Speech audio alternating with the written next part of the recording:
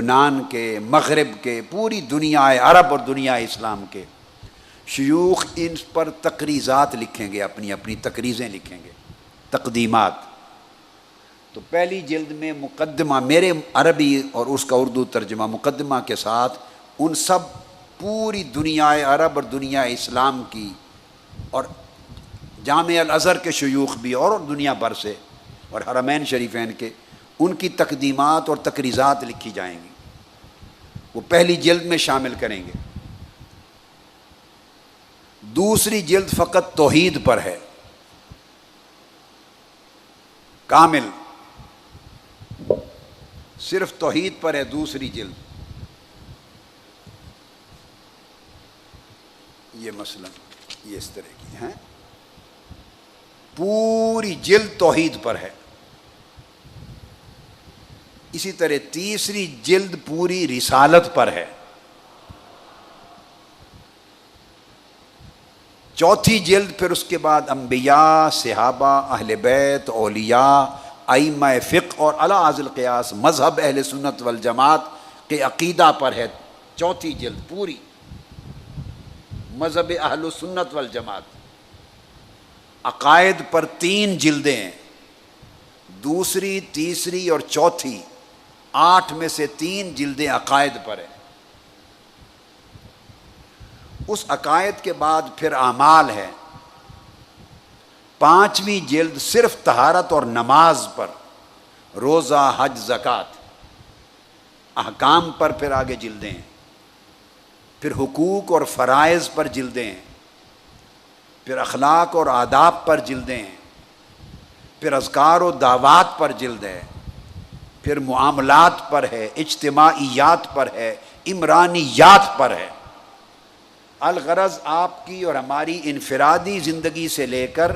اجتماعی زندگی اور بین الاقوامی زندگی کے ہر گوشے اور ہر پہلو پر جامع جلد تیار کر دی،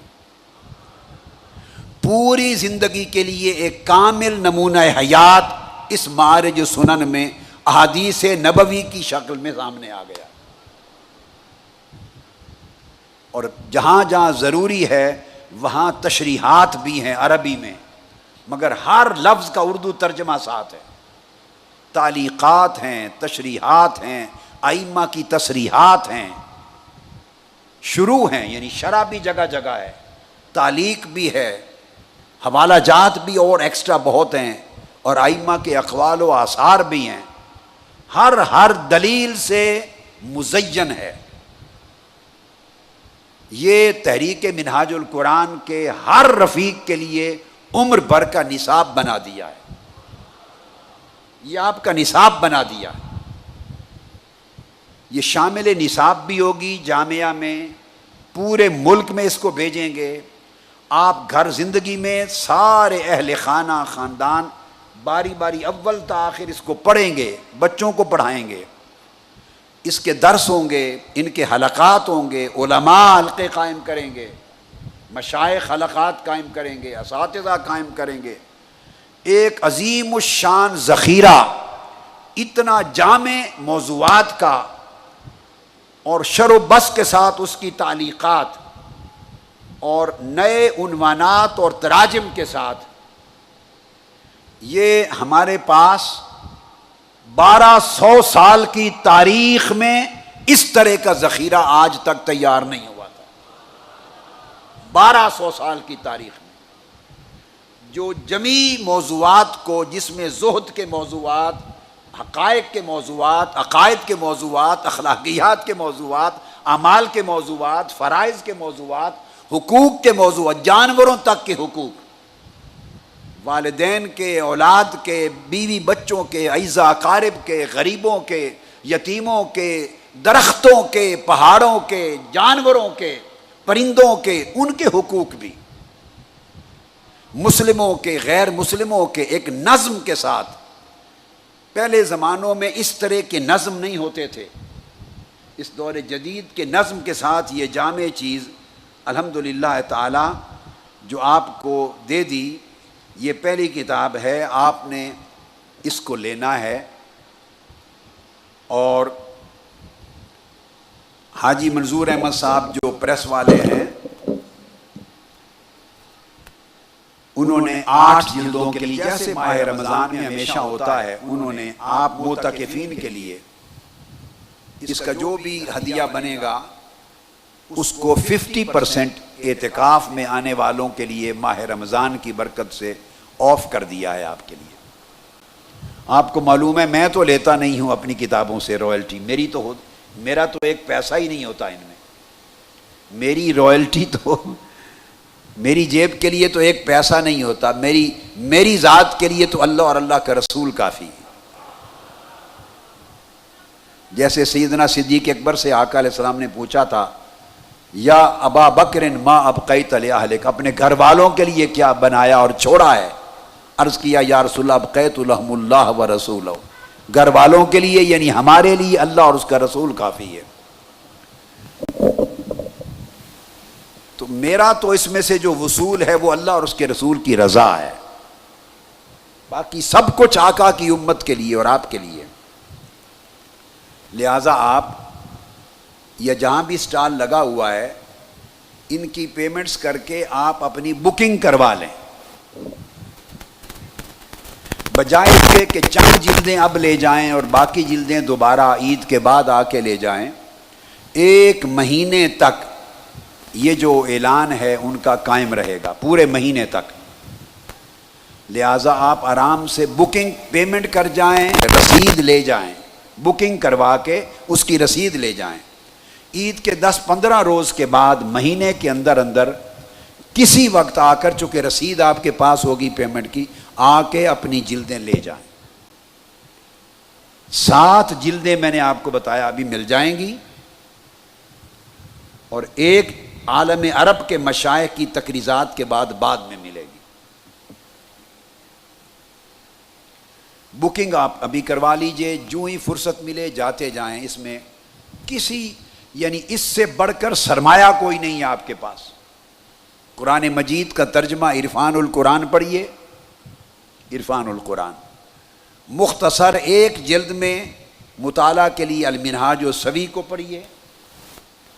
اور جامع ذخیرہ 8 جلدوں پر معارج السنن کو پڑھیے۔ الحمدللہ تعالی پوری زندگی علم نبوت کے ساتھ روشن ہو جائے گی۔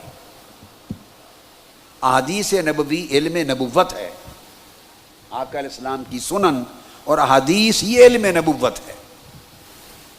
ایک تو یہ خوشخبری، اور اس کی بکنگ کروائیں، رسیدیں لے جائیں، اور عید کے بعد آ کر وصول کر جائیں، اکٹھا سیٹ ایک ہی بار۔ اب میں بتا دوں، اگلے سال اسی طرح ماہ رمضان مبارک میں جب آپ آئیں گے 8 نئی جلدیں تیار ہوں گی، اگلے سال آپ کو پہلے مل جائیں گی رمضان سے قبل۔ وہ 8 جلدوں پر مشتمل حدیث کی دوسری کتاب، وہ نادر الوجود ہے،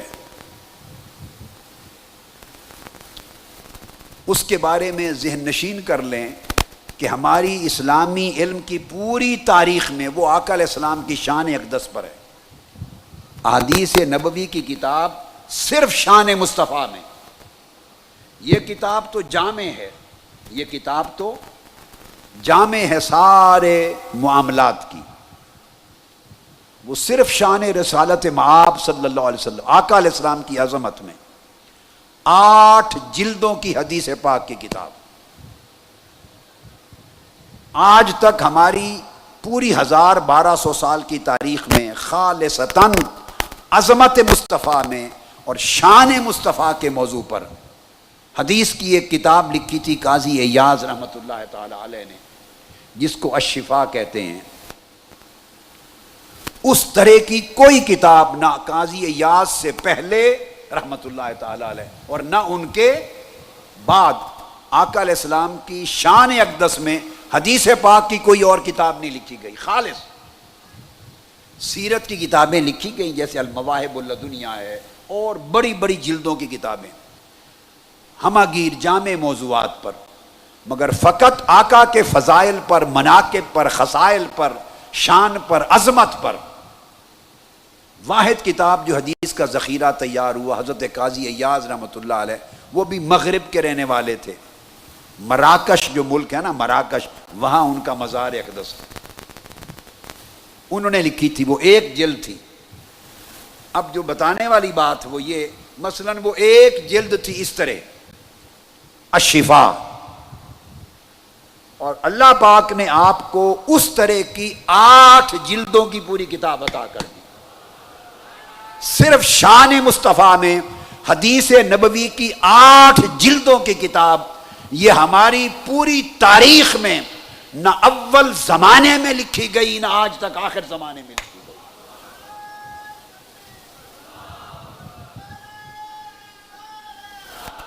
علم کی 1200-1300 سال کی تاریخ میں فقط شان مصطفیٰ پر، عظمت مصطفیٰ پر اور احادیث نبوی کا ذخیرہ اور تعلیقات اور تشریحات اور اقوال و آثار کے ساتھ تاریخ میں نہیں لکھی گئی۔ جو اس مزاج کی کتاب ہے، واحد میں نے بتا دی، وہ الشفا ہے۔ امام ابو سعد النیشا پوری نے اوائل دور میں شرف المصطفیٰ لکھی تھی، مگر وہ مختلف نوعیت کی ہے، اس نوعیت کی نہیں۔ اب یہاں ایک بات میں ضمناً کہہ دوں آپ کو، اتنی بڑی بات ہے جب آپ اللہ کی نعمت تحدیث نعمت کے طور پہ کہیں گے، کوئی آپ سے کہہ سکتا ہے بھئی یہ کیا بات ہے جی، بڑوں نے لکھی ہے، بڑی لکھی گئی ہیں، کہنے میں کوئی خرچ ہوتا ہے؟ بھئی 2 جملے ہی ہیں نا، جس کے جی میں آئے جو کہہ دے۔ آپ کی بات کو محض رد کرنے کے لیے کوئی کہہ دے گا کہ جی نہیں آپ نے ایسے کہہ دیا، یہ کیا ہے، بڑی لکھی گئی۔ جھگڑا نہیں کرنا کسی سے، جواب سمجھا دیتا ہوں، جو کہے اسے کہے آمنا وصدقنا۔ اگر اس طرح حدیث نبوی پر 8 جلدوں کا اتنا بڑا ذخیرہ الشفا کی طرح اگر کوئی لکھا گیا ہے تو جھگڑا نہ کریں، صرف نام بتا دیں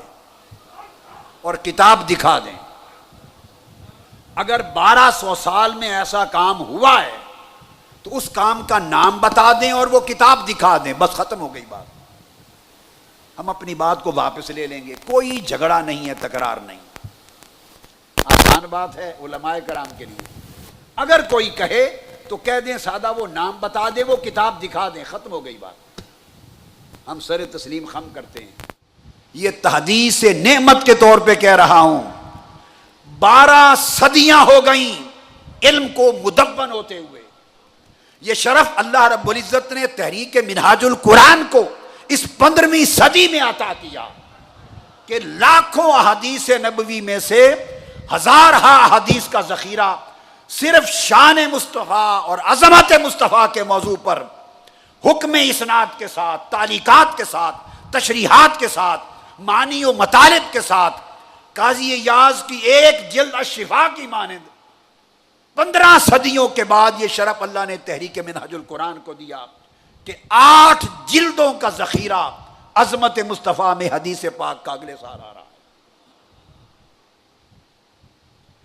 اس سال جامع کتاب آ گئی جو زندگی کی اصلاح کے لیے، جو بے نمازی ہیں انہیں نماز پر ترغیب دینے کے لیے، روزے کی ترغیب پر، حج کی ترغیب پر، حضور کی عظمت پر، شان پر، عقائد صحابہ پر، عقائد اہل بیت پر، عقائد ائمہ پر، عقائد انبیاء پر، عقائد اولیاء پر،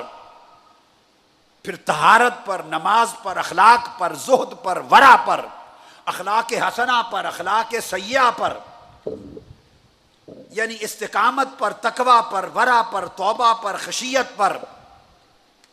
علی حظ القیاس اس طرح کرامات صحابہ پر، کرامات اولیاء پر، کرامات صالحین پر،